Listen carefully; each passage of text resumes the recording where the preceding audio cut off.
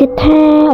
channel ខ្ញុំក៏បាន21 subscriber ហើយអញ្ចឹងថ្ងៃនេះខ្ញុំចង់ចែកជាមួយនឹង setting Free Fire ដែលខ្ញុំទៅរកឃើញគឺចំនួនដូចជា5ឬក៏6 setting ដែលខ្ញុំលេងសម្រាប់បាញ់ក្បាលតែបើមាន setting ណាដែលល្អជាងហ្នឹងគឺតម្លាក់ក្នុង comment មកហើយក៏setting ដែលខ្ញុំរកបានពីគេដែរទេហើយ setting ទាំងអស់ហ្នឹងគឺsetting ដែលខ្ញុំយកទៅលេង custom ហ្នឹងគឺធ្វើជាសាហាវប្រហែលទេសម្រាប់ Android iPhone ហ្នឹងបងអាចដាក់បងឬក៏ពុកម៉ែបងប្អូនឲ្យដាក់បាន